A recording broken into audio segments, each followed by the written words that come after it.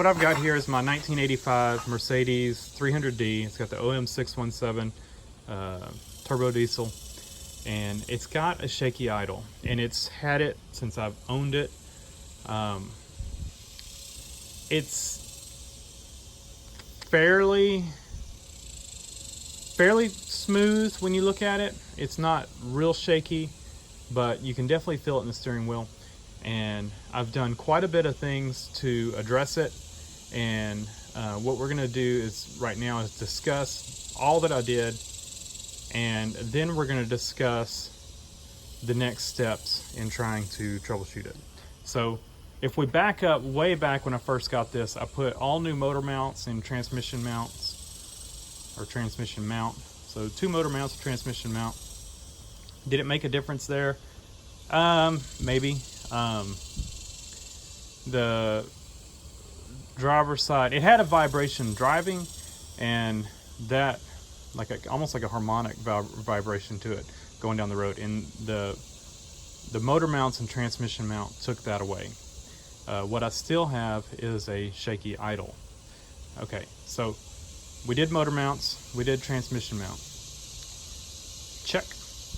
All right, so then adjust the valves. I've done that since I've owned it. I've done 2 valve adjustments. Did one right when I got it. Did it make a difference in driving and idling?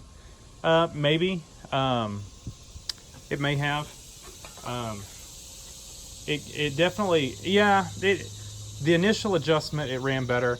When I readjusted them, you know, a year later, it didn't make, they really weren't much out of adjustment, just slightly out of adjustment, and I didn't really notice anything the second time I adjusted them. So check on that. Compression test. I did a full compression test on this thing. They were all fairly even. And so, you know, we can check that off of our list. In fact, I thought I had the paper here, but I don't, where I wrote them down. They were all like 300-ish, I think, or over 300, right around 300. Did a video on it. I'll put links on all this stuff that I did.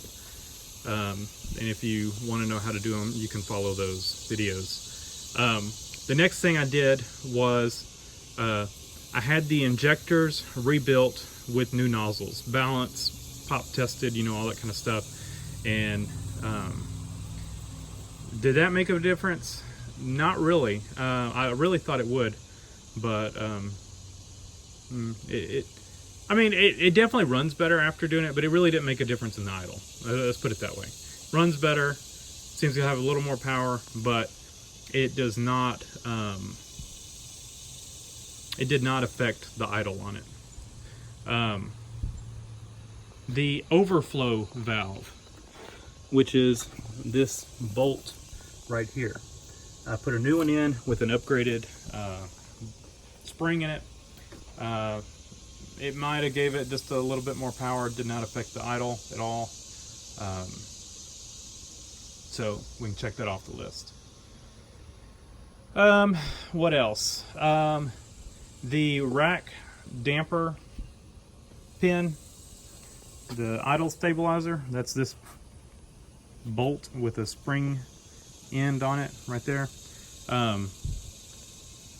Replaced it with a new one. This is an 85, so it's got the upgraded pin already in it, which has a stronger spring in it, and pulled my old one out and compared it to the new one. I really couldn't tell a difference in spring tension, and it did not make a difference in the way it idled. So we can mark that off the list. So I think that's covered everything I've done for idle.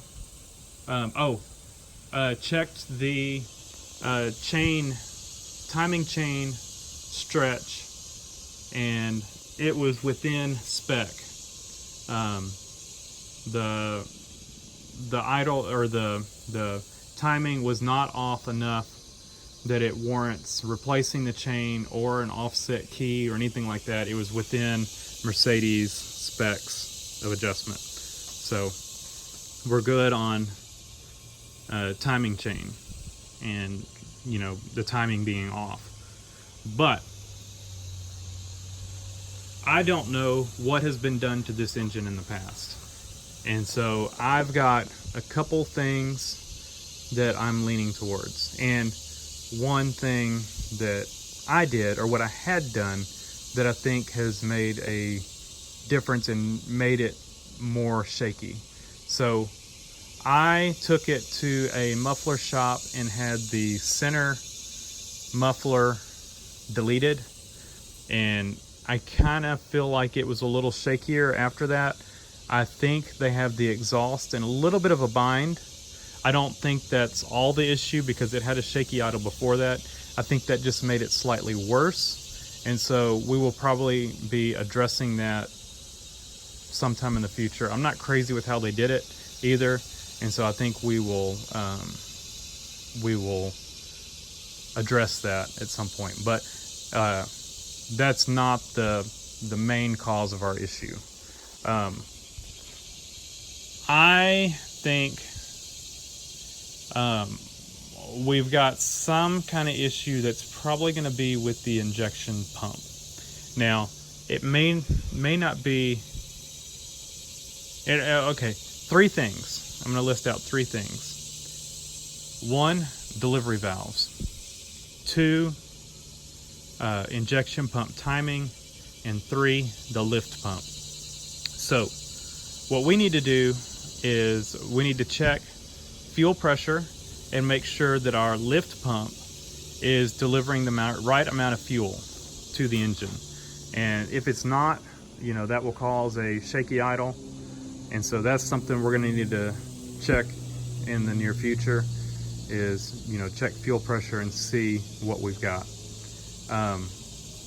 Make sure we're giving the injection pump, you know, enough fuel so that it can deliver it to the engine. I've got all these not clear, but yellow lines. And so I do not see any air bubbles or anything, so I don't think we're introducing air in the system. That can also cause issues like this, but I don't see an issue there, so I think we're okay there.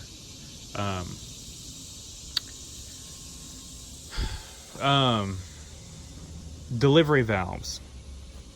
I don't think we necessarily have an issue with the delivery valves, you know, in that something is wrong with them, but my fear is that somebody has adjusted them. And what you can do, these are adjustable. Loosen these up and you can adjust them to deliver more or less fuel.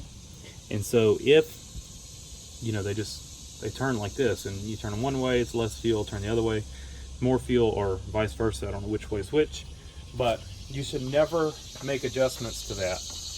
And my fear is that somebody has had one of them apart or has adjusted one of them, and they have got it now in a situation where, you know, one cylinder may be getting less fuel or something like that, and causing a rough idle. So I haven't researched this. I don't know on how to check that, other than, you know, pulling the injection pump, sending it off, and having it checked. Like I said, I haven't done any research. It may be possible, I may be able to do it, but just off the top of my head, it would require pulling it and having it sent in and checked. So that's kind of the last thing on the list of trying to troubleshoot this thing. And then, so now we're at our third thing, which would be injection pump timing. And once again, I don't know if what has been done to this thing. You know, the timing of the engine itself between the camshaft and the crankshaft is all within spec, but I have not checked the timing on the injection pump. And so we will be doing a drip test, drip timing test with the injection pump at some point coming up, and we will check to see if possibly the injection pump is out of time, and, you know, adjust it to get it back where it should be. So Hopefully one of those things fixes the issue. I don't know what the other. Okay, so one more thing. These motor mounts I put in are pretty crappy. So it's possible that could be causing an issue. I need to probably replace the motor mounts again, but I don't think that's the issue. I would definitely do that before I go, you know, pulling the injection pump and having that redone. But you know, my next two steps don't require buying any parts, at least to troubleshoot to see if that part is bad. You know, we will check fuel pressure, you know, to see how the lift pump is operating, you know, make sure it's in good shape. And then we will check the timing, which, you know, doesn't require buying any parts. So hopefully, if you've got a rough idle, you know, some of these things that I've done, you know, step through those things. And I would say definitely, you know, check your motor mounts, transmission mounts, check the timing,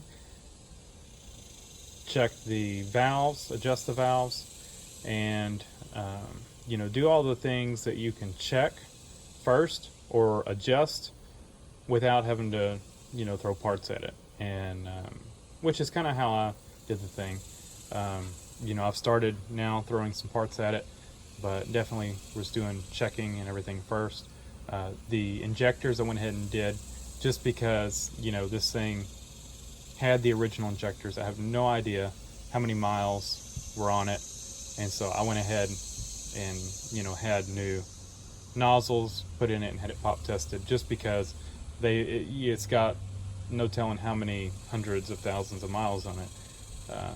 So that was, you know, one expense where I did, you know, spend money on it, in hopes of that it would fix the rough idle, but knowing that it needed new injectors anyway, just because, you know, they've got so many miles on them. So if you've run into an issue like this before, if you've got one of these and you ran across something that fixed your rough idle, leave a comment down below. I'm always open for suggestions. You know, I'm just running through list of stuff that I think could cause the issue, but I don't know all on these. So definitely, if you've got some experience and, you know, something you think I should check or replace or, you know, adjust, let me know. And oh, I have adjusted the idle on it. It is idling at the right, it's like 850, right at the 850 mark, which is right within spec. I've got did I do a video on that? If I did a video on that, I'll put a link in that as well. But that's definitely something else you should check, is, you know, make sure you're not idling too low. So thanks for watching. Leave a comment down below, hit the like button, and subscribe for more.